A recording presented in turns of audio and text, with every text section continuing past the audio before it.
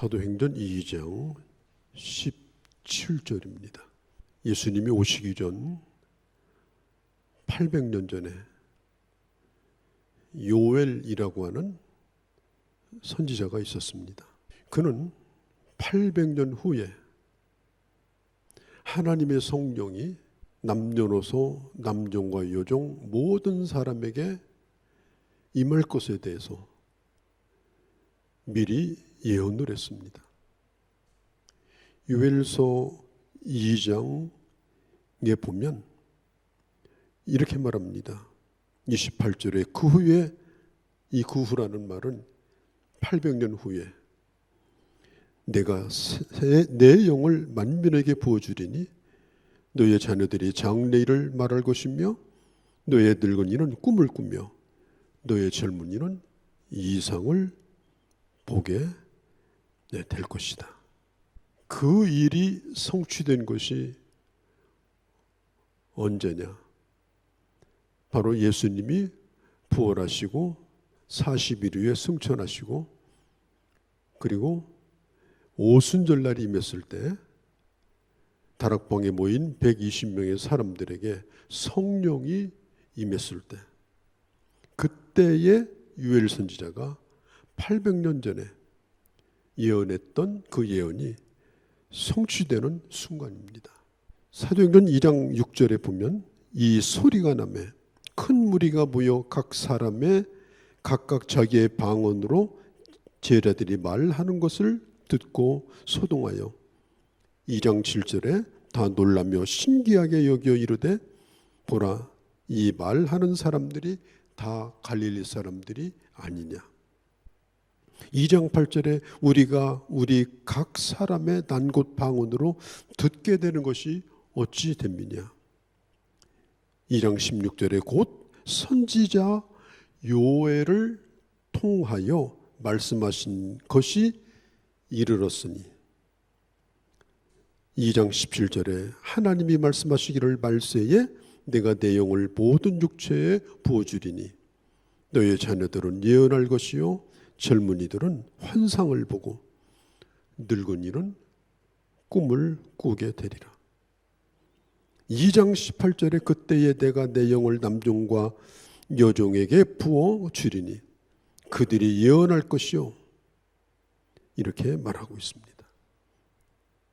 베드로가 그때 당시 모였던 사람들을 대표해서 사도행전 2장에 일어났던 이 놀라운 성령의 역사, 이 성령의 임하심은 바로 요엘 선지자가 예언한 것이 성취되었다 하는 겁니다. 그때 당시 오순절날 오순절 절기를 지키기 위해서 유대인 디아스폴라들, 다른 나라의 먼 지방에 나가 있는 유대인들이 16개국에서 모였습니다. 그런데 놀랍게도 그날 각 사람이 다른 방언을 말하는데 거기 모여 있는 사람들이 자기 나라 말로 그 말을 다 알아들을 수가 있었다. 이것은 나도 모르고 남도 모르는 말이 아니라 다른 사람들이 자기 나라 언어로 알아들을 수 있는 말로 그날 사람들이 방언을 하게 되었다는 거예요. 그러니까 사람들이 이렇게 말합니다. 아니, 저 사람들은 주로 갈릴리 사람들인데 이 갈릴리 사람이라는 말은 무식하다는 뜻이에요. 저 변방 사람들인데 자기 나라 말도 제대로 익히지 못한 사람이 어떻게 다른 나라 말을 저렇게 할 수가 있느냐. 그러면서 아주 의아하게 생각을 했습니다.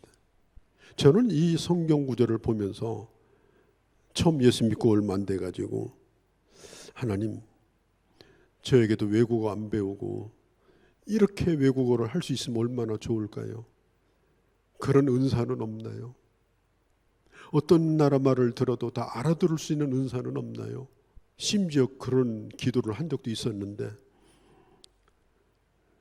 주님이 저에게 이렇게 말씀하시는 것 같았어요. 꿈 깨고 열심히 공부해라. 성령께서 인간의 구원의 역사에 본격적으로 임하신 날이 언제냐? 오순절 날이에요.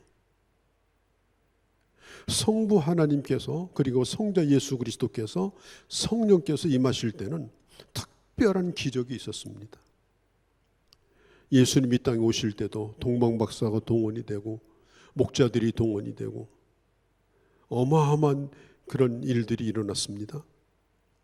성령께서 이 땅에 오실 때도 그 성령의 오시는 하나님의 그 특별한 표적, 하나님의 특별한 그냥 세레모니, 그게 뭐냐? 바로 눈에 보이는 그런 불의 혀와 같은 그런 현상과 또 뜨거움, 그리고 성령의 말하게 하심을 따라 외국어를 말하고 거기 있는 사람들이 그것을 다 알아듣는 그런 특별한 일이 일어났습니다. 동방박사가 매년마다 온 것이 아닌 것처럼 이렇게 모든 사람이 알아듣는 방언은 역사적으로 딱 한 번 사도행전 2장에만 나옵니다. 그 선포한 내용을 성경은 이렇게 말합니다. 하나님의 큰 일을 드러냈다. 거기 있는 사람들이 말하고 있는 그 언어를 들어보니까 하나님이 하시는 큰 일을 드러내는 그런 메시지를 말하고 있었습니다. 그리고 이 모든 일에 대하여 설명을 하는 그런 증거자로 베드로가 나서게 됩니다. 왜 이런 일이 일어났을까? 이것은 바로 요엘 선지자가 예언한 것이고 이게 오늘 우리에게 임한 것이고 그리고 성령의 역사로 말미암아 이제 새로운 시대가 열린다. 자녀들에게도 젊은이들에게도 늙은이에게도 하나님의 말씀이 임하고 성령이 임하게 되면 하나님의 자녀로 거듭나게 되면 이제는 각 세대 모든 세대에 걸쳐서 완전히 새로운 인생을 살게 된다. 새로운 소망을 가지고 살게 된다. 그것을 베드로가 설명을 하고 있습니다. 16절 17절에 보면 이는 곧 선지자 요엘을 통하여 말씀하신 것이니 일러스되 2장 17절 하나님이 말씀하시기를 요엘 선지자를 통해서 예언하신 거예요. 하나님이 말씀하시기를 말세에 내가 내 영을 모든 육체에 각 사람에게 부어줄 것인데 자녀들은 예언을 할 것이요 젊은이는 환상을 볼 것이요 늙은이는 꿈을 꾸게 될 것이다. 젊은이는 환상을 보게 된다. 오늘 젊은이들이 살기가 대단히 힘듭니다. 예전에는 고등학교만 졸업 맡아도 중고등학교 교사를 하던 때도 있었습니다. 지금은 사람들의 학력이 거의 평균화됐습니다. 평균화되다 보니까 취업도 어려워졌습니다. 또 특별하지 않으면은 어떤 일에 대해서 두각을 드러낼 수가 없습니다. 결혼해가지고 집 한 채 마련하면 평생 빚에 눌려 살아야 되는 그게 현실입니다. 이게 우리나라의 문제는 아니에요. 이것은 세계적으로 똑같은 지금 그런 추세입니다. 어른들이 다음 세대를 도와주는 게 한계가 있어요. 왜냐? 요즘에는 자식들을 결혼해서 내보내고 나서도 오래 더 살아야 돼요. 30년, 40년, 심지어 50년을 더 살아야 돼요. 그래서 부모들이 그 자녀에게 모든 걸 다 투자하는 투자를 지금은 할 수가 없어요. 그렇다고 국가에서 이 모든 것을 다 책임져 주느냐? 그것도 아닙니다. 그렇기 때문에 지금 이 젊은이들이 앞으로 어떻게 살아야 되겠는가? 참 이걸 생각해 보면은 앞이 그렇게 밝지 않습니다. 제가 야곱 얘기를 좀 해볼게요. 야곱은 참 귀한 인물이잖아요. 우리 다 알고 있죠? 야곱이라는 이름이 이스라엘로 이름이 바뀌었고요. 바뀐 그 이름이 국가의 이름이 됐어요. 그럼 야곱이 처음부터 그랬을까요? 언제 야곱이 됐을까요? 야곱이 아버지에게 축복 기도 받아서 됐을까요? 아니에요. 야곱이 그 형의 장자권을 뺏어가지고 됐을까요? 아니에요. 야곱이 그 아버지 집을 떠나서 그 어머니를 떠나서 하란으로 가고 있었어요. 아무도 없었어요. 그야말로 앞이 캄캄했습니다. 어떤 것도 미래가 예상되는 게 없었어요. 그런데 베델이라고 하는 곳에서 야곱이 하나님을 만납니다. 그는 늘 아버지의 그늘에서 살았어요. 어머니의 치마폭에서 살았어요. 그가 들었던 것은 아버지가 믿는 하나님을 들었지 야곱은 하나님이 누군가를 경험한 적이 없어요. 그러다가 그날 밤 야곱이 하나님의 음성을 들어요. 실제로 하나님의 음성을 듣습니다. 그리고 하나님의 약속을 받습니다. 내가 너와 앞으로 함께 할 거다. 너는 지금 이렇게 비참하게 떠나지만 돌아올 때는 내가 너를 축복하리라. 이 분명한 하나님의 약속을 붙들고 그때 야곱에게 변화가 일어나요. 우리 젊은이들에게 변화가 일어나야 되는 것은 아버지 신앙 때문에 일어나는 게 아니에요. 심지어 부모의 기도 때문에 되는 것도 아니에요. 그 자녀 한 사람 한 사람이 실제로 주님을 만나는 그런 터닝 포인트가 필요합니다.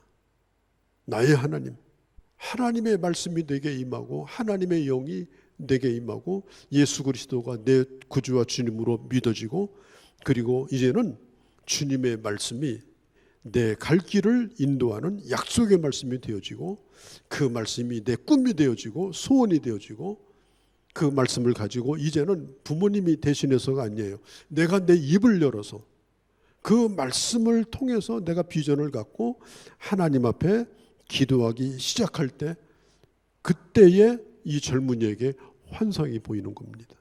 사람 얘기는 아무리 들어도 거기서 거기에요. 뭐 수많은 자기개발서 무슨 철학책 아무리 읽고 들어봐도요 거기서 거기에요. 요즘 정치가들 얘기 들어보세요. 다 그 말이 그 말이에요. 나중에 합쳐보면 누구 말인지도 몰라요.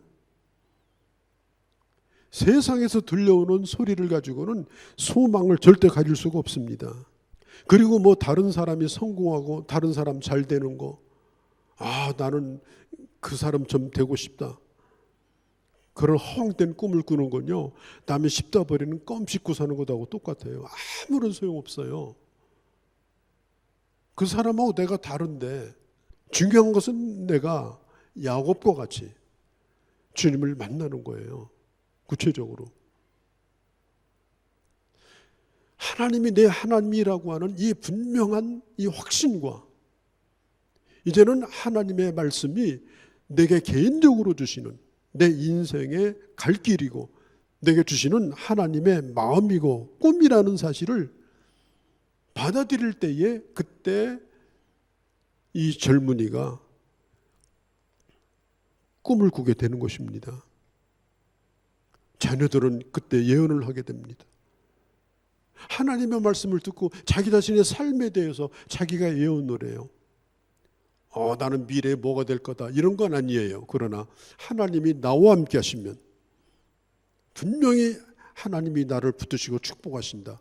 미래에 대한 확신을 가지고 말씀을 붙들고 자기 인생을 매우 긍정적으로 예언을 하는 거예요. 그리고 환상을 보게 되는 거예요. 여러분, 꿈이라고 하는 것은 과거 얘기를 말하는 게 아닙니다. 꿈은 미래의 얘기입니다. 하나님이 주시는 꿈을 품고 사는 사람, 하나님은 그 사람의 꿈을 이루어 주시는 거예요. 하나님께서 아담과 하와를 만드시고 에덴 동산에 두셨습니다. 이름을 하나하나 지게 만들었어요. 여러분, 이름 짓는 거 정말 힘들잖아요. 코끼리 이름만 들어도 딱 떠오르죠. 코끼리, 원숭이 딱 떠오르죠. 이름 하나 짓는 게요, 그 생물, 그 풀, 그 꽃, 그 동물에 대한, 그 미래에 대한 모든 생각을 포함해서 이름을 지어주는 거예요. 하나님이 왜 아담과 하와에게 모든 것에 이름을 짓게 만들었을까요? 그런 모든 것들을 바라보는 그 미래에 대하여 그런 것들을 생각하고, 그리고 그 미래를 미리 예측하고, 그리고 이름을 짓고, 그 이름이 목적이 되도록 만들고, 하나님께서 우리에게도 이름을 주셨잖아요. 여러분들의 이름을 아버지가 지어줬지만 하나님이 여러분들을 향한 기대입니다. 하나님께서는 우리를 그냥 이 세상에 두신 게 아니에요. 요즘요, 정말 평균화 시대입니다. 명문대학 나온 사람 지금 어디 가든지 만날 수 있어요. 길에 밟혀요. 지금 좋다고 하는 대학 나와도 직장 하나 구하기 지금 쉽지 않아요. 눈에 보이는 스펙의 모든 것을 걸고 산다 하더라도 그것이 성취되는 게 쉽지 않아요. 지금 우리가 살고 있는 시대가 그런 시대예요. 이 길이 없는 시대에 주님 말씀했잖아요. 내가 진리고 내가 길이라고. 내 인생의 진리도 주님에게 있고 내가 가는 길도 주님에게 있다. 그리고 주님의 말씀에 내 인생을 걸고 그 말씀을 믿고 그 말씀을 내 꿈으로 받아들이고, 그리고 구체적으로 주님 앞에 기도하고 엎드릴 때에 하나님은 반드시 그 젊은이에게 환상을 주시고 꿈을 주십니다. 예언을 말할 것이요, 환상을 볼 것이요, 꿈을 꾼다는 말은 같은 단어입니다. 영어로 말하면 비전이라는 한 가지 단어로 요약할 수가 있어요. 난 우리 교회 젊은이들이 예수 그리스도 안에서 새로운 환상을 갖기를 원합니다. 그것은 남이 씹다 버리는 껌을 씹는 그런 일이 아니라 정말 하나님이 그 사람에게만 주시는 특별한 하나님의 은혜를 스스로가 발견하고, 그리고 주님 앞에 매달려서 하나님께서 주시는 놀라운 역사를 이루는 그런 축복이 함께하기를 바랍니다. 늙은이는 꿈을 꾼다고 했습니다. 사람은 누구나 다 늙어갑니다. 늙고 병들면 구원받지 못한 불신자가 제일 불쌍합니다. 늙고 병들었는데 구원받지 못했어요. 갈 데가 없어요. 제일 비극이 뭐냐? 늙고 병들었는데 예수 안 믿고 죽는 겁니다. 구원받기 전에는 인생은 허무했습니다. 구원받고 나서 하나님이 살아계시구나. 영원한 천국이 있구나. 내 갈 길이 확실하구나. 내가 살아있는 것도 하나님의 뜻이구나. 지금도 나와 하나님이 함께 하신다. 하나님의 목적이 지금 내게 있다. 그러면서 이제 나이를 먹어가면서 세상으로부터 점점 멀어지고 하나님에게 점점 가까워지는 그런 시기를 삽니다. 돌아가셨습니다마는 전도자 빌그램 목사님이 93세 때 파킨스 병에 걸려가지고 고생하고 있을 때입니다. 그때 한 기자가 와서 인터뷰를 요청했습니다. 목사님은 요즘 어떤 생각을 하십니까? 그때 빌리그램은 이렇게 말했습니다. 나는 지금도 내 인생을 바꿀 수 있는 더 많은 기도를, 내 인생을 바꿀 수 있는 더 많은 하나님의 말씀의 묵상을, 내 인생을 바꿀 수 있는 감사를 나는 더하며 살기를 원한다. 여러분, 성경을 뒤져보세요. 노인들의 이야기가 어마어마하게 많습니다. 아브라함이 75세 때 부름을 받아가지고 100세 때 아들을 낳고 그런 믿음의 조상이 됐습니다. 노아는 600세 때에 부름을 받고 120년 동안 방주를 짓고 그의 가족들을 구원했습니다. 모세는 80세 때 부름을 받고 나는 혀가 둔하고 몸도 약한데, 아닙니다. 40년을 더 살면서 하나님의 쓰임을 받았습니다. 여호수아의 친구였던 갈렙은 85세 때 아무도 가지 않는 그 산지가 있는 헤브론이라고 하는 그 땅을 85세에 점령을 했습니다. 우리가 나이를 먹었다고 하는 건 굉장히 큰 자산입니다. 왜냐? 많은 경험을 가지고 있기 때문에 그 인생을 다시 한번 종합해서 설계해 볼 수 있는 그런 시기가 바로 이게 노년의 때입니다. 이제까지 내가 살아온 동안 내 인생에 가장 결정적으로 모자랐던 부분이 뭔가? 오랜 세월을 살았으니까 알 거 아니에요. 이제까지 살면서 정말 되게 모자랐던 부분이 뭔가? 내가 지금 지나치게 가지고 있는 것이 뭔가? 내 남은 인생에 더할 걸 더하고 뺄 걸 분명하게 빼버리고, 그리고 그 인생을 다시 한번 재조정을 해서 육체적으로는 힘이 없지만 정말 내 인생을 가볍게 만들어서 탄탄하게 만들어서 주님을 바라보게 되면 분명히 그 사람은 꿈을 꾸는 사람이 됩니다. 남은 때를 어떻게 살 수 있을까? 그 꿈을 꾸는 겁니다. 대개 사람들은 나이 먹으면 이기주의자가 됩니다. 거기다 몸이 아프면 더 이기적이 되어버립니다. 그렇지 않습니다. 하나님께서 우리에게 이 주신 기회가 이게 얼마나 이 소중한지 몰라요. 나이가 먹었다고 이 시간이 이게 썩은 시간이 아니에요.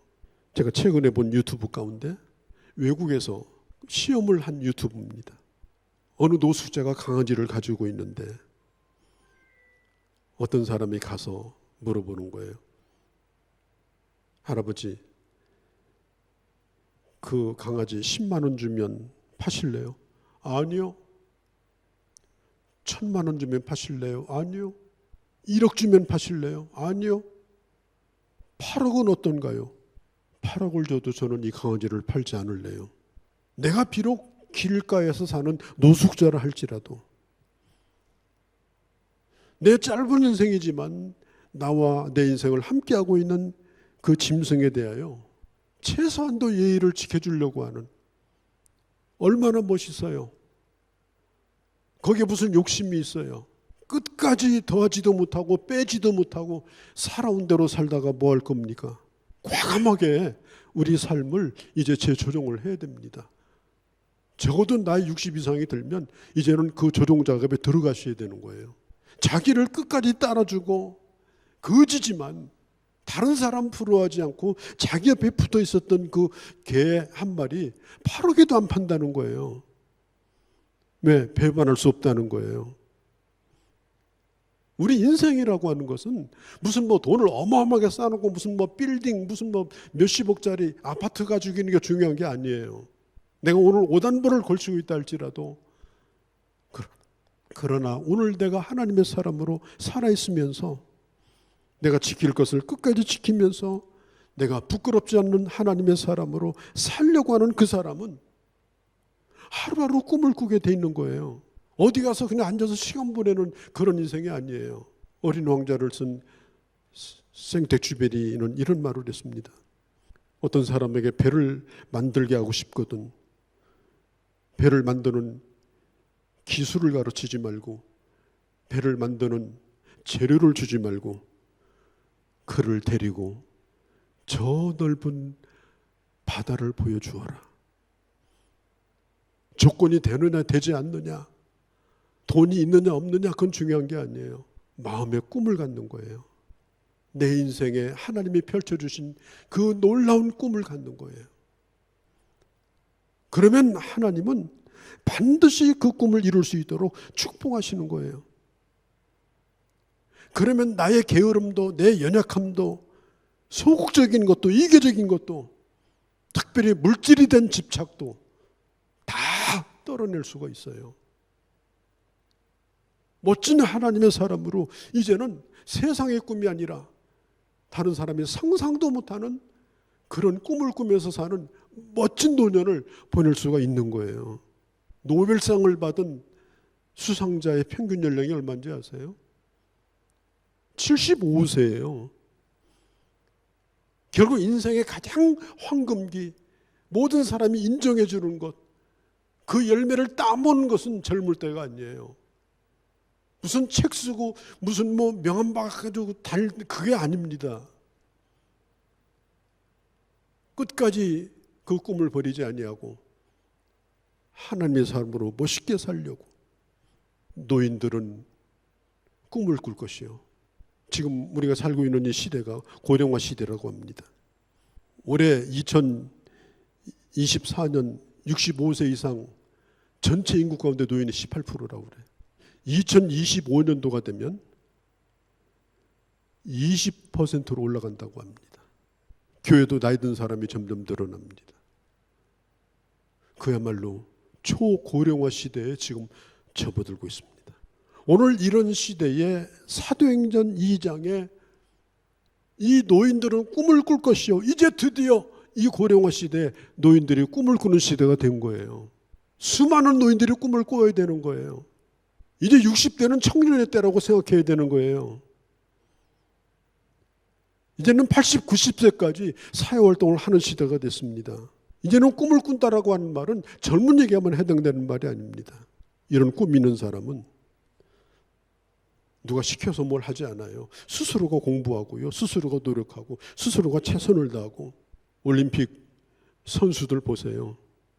그 사람들 술, 담배 절대 안 합니다. 술, 담배 하면 선수촌에서 나가야 돼요. 그 사람들 체중 조절 철저히 합니다. 아침 새벽부터 저녁에 잘 때까지 훈련 프로그램에 아주 충실합니다. 철저하게 규칙적인 생활을 합니다. 왜 그런 거예요? 꿈이 있기 때문에 그런 거예요. 이루고자 하는 꿈이 있으니까. 그런 사람 아무거나 마구 먹고 아무데나 마구 자고 아무데나 시간 쓰는 일 하지 않아요. 예수님의 산성보훈 가운데 보면은 마태복음 6장 22절 위에 보면은 인간을 밝혀주는 창문은 눈이라고 그랬어요. 우리는 창문을 바라보면서 밖을 바라보잖아요. 나는 오늘 뭘 바라보고 사는가? 내 목적이 분명하니까? 내가 가지고 있는 꿈이 분명하니까? 사도 바울처럼 빌보서 3장에 주님이 나에게 달려가라고 하신 그 길을 나는 목적을 향해서 갈 것이다.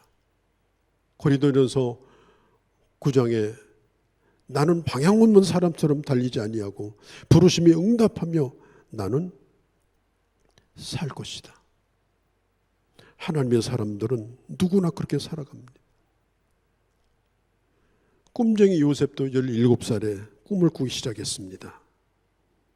그래서 그는 세계 최강대국인 이집트의 총리가 됐습니다. 우리 인생을 어디다 거느냐? 참 시시한 것에 목숨을 걸고 그렇게 인생을 살면 결국은 그것밖에는 없는 겁니다. 주님이 되게 주신 사명이 뭔가? 주님이 되게 주신 사명이 뭔가? 어제부터 새벽에 느헤미야서를 지금 보고 있어요.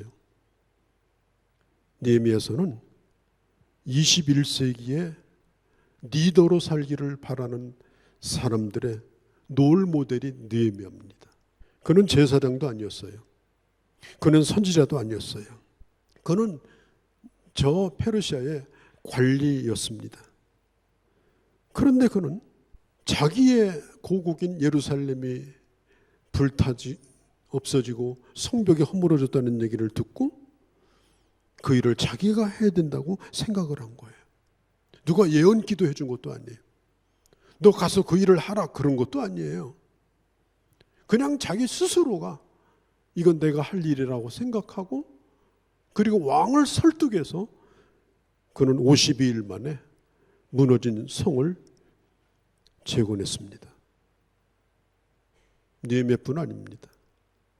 사명은 누가 하라고 억질러서 되는 것이 아니고 기도하는 사람이 하나님을 바라보며 내 인생에 대하여 물으며 살아가는 사람에게는 반드시 하나님은 내게 갈 길을 인도해 주십니다. 어떤 부분에 대해서 어떤 일에 대해서만 생각하면 눈물이 쏟아지게 만들고 그 일에 대하여 기도하게 만들고 어떤 사람은요 중국 얘기만 나오면 막 눈물이 난다고 그래요. 그 10억이나 되는 인구가 어떡하냐.